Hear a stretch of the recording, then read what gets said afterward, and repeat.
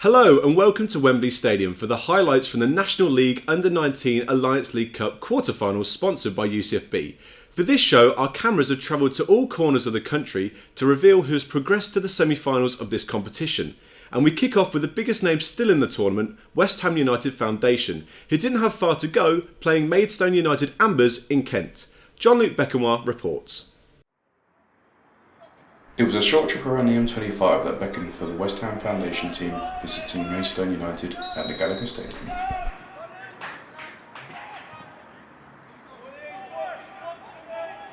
West Ham came strong out of the gates, showing early dominance with great attacking prowess. It was the Hammers' young number 9 that earned an early yellow card for dissent, prompting a chat with the managers of both sides.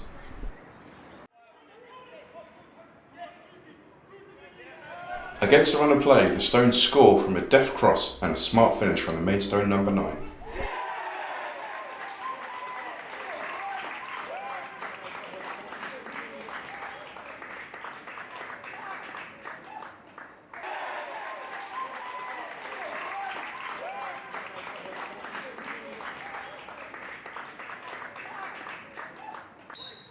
West Ham continued to push to find an equaliser for a free kick, but found no joy. The second half brought more West Ham pressure against the hosts, but the Hammers eventually found a way through.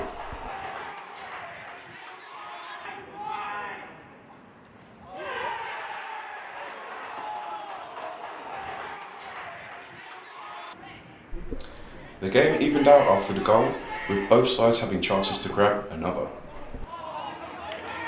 With their tails up from the equaliser, West Ham continued to dominate, but failed to capitalise, and the game went to penalties. With the first 2 penalties in the bank for each side, it was West Ham's second that put them in jeopardy, with the Stones keeper making a great save and then stepping up to coolly slot one home.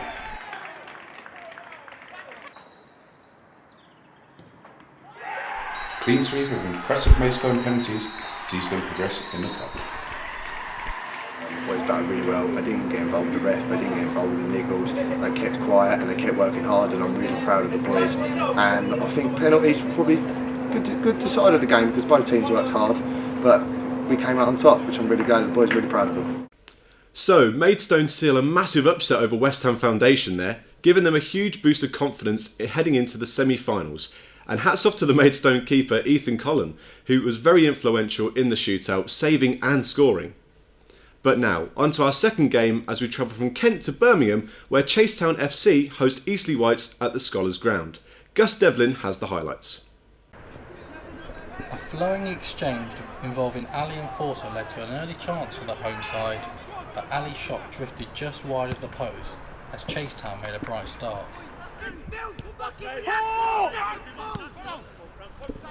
Again, Forster was a threat as Chasetown began to assert their dominance in the game, as Kai Stern's right-footed effort was comfortably saved by the Eastleigh keeper. The score did remain 0-0 early on in the first half, but there were real warning signs for Eastleigh. Chasetown continued to attack on the left-hand side as Joseph Merritt and Joshua Garraway combined with Forso again, as Garraway's shot blazed over the crossbar. Despite no goals in this game so far, Chasetown looked imminent to score and find the breakthrough.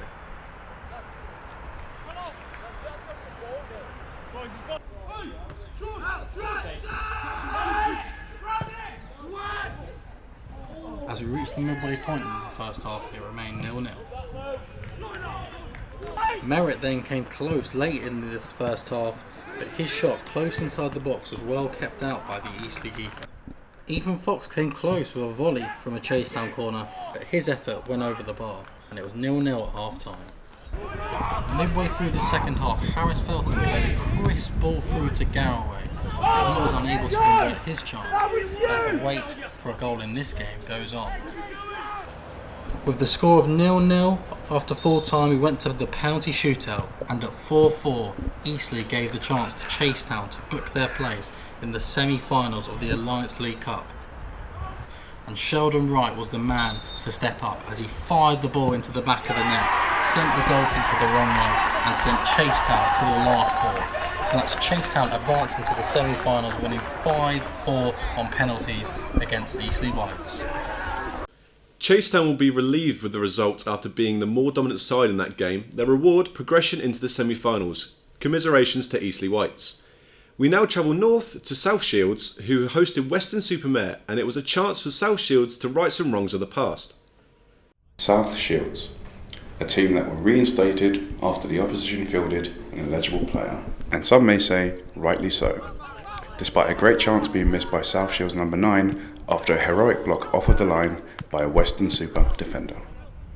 The Shields continued to pile on the pressure.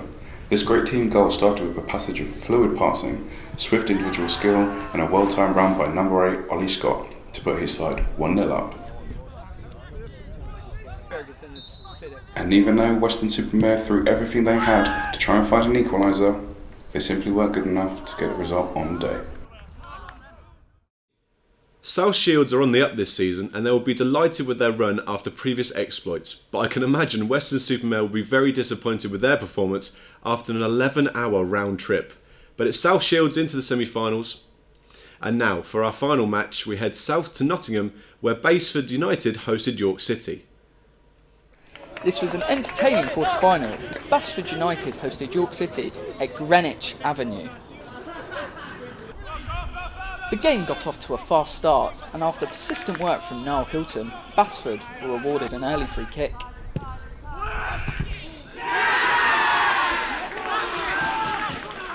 Corey Jaland found the head of centre-back Lloyd Patterson, who powered his stooping header into the back of the York City net. 1-0 Basford, 4 minutes gone.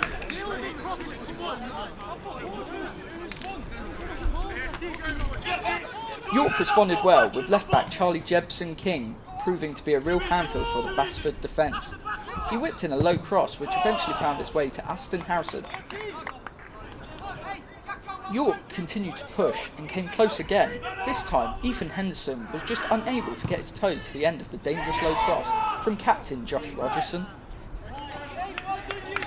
Into the second half, and York continued to pile on the pressure. Nathan Dyer showed a flash of brilliance that his more famous namesake would be proud of, as he delivered a hanging cross from the right. However, Harrison was unable to keep his low header on target. Dyer looked like he was a one-man mission to get York back into the game, as he cut him from the right to deliver a fierce strike with his left foot, which keeper Donnell Stokes was able to tip onto the bar. With York still trailing, Jebson King went on a surging run before he was brought down in the box by substitute Prince Mancinelli. Penalty to York. Jebson King brushed himself down to take the penalty and coolly slot the ball away. 72 minutes gone and the game was now evenly poised at 1-1.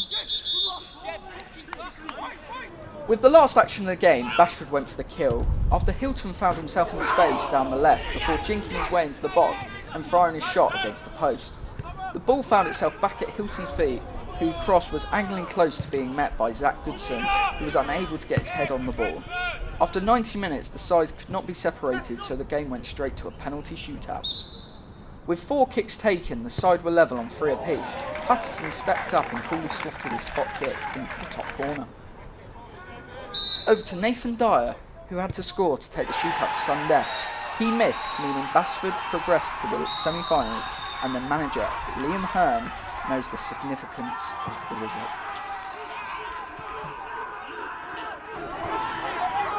For me, it's massive. The smiles on the faces, what they'll gain from this is huge in their future development. So in terms of that, I'm made up. Just take one game at a time. There's some really big clubs now, as you would expect at this kind of level. All we can do is prepare as a team. We've got fantastic facility for the lads. We've got great foundations, and this place is only going to get better. So I think what we will bring from this will stand us in good stead further on down the line. But let's just take the next team, see who we draw, see what the results are. A competitive game between the two sides, and you do have to feel for York City's number 7 Nathan Dyer, who was influential in getting his side back into the game, and he'll be devastated with his penalty miss. Yet it is Basford United who progressed to the next round, after so nearly securing victory in the final seconds of normal time when they hit the post. So, that's all 4 games completed, and now we await the semi-final draw. The teams in the hat: Maidstone United Ambers, Chasetown FC, South Shields, and finally Basford United. Those games will take place on the 13th of March. So, from myself and everyone at UCFB, thank you for watching, and we will see you again for the semi-final draw.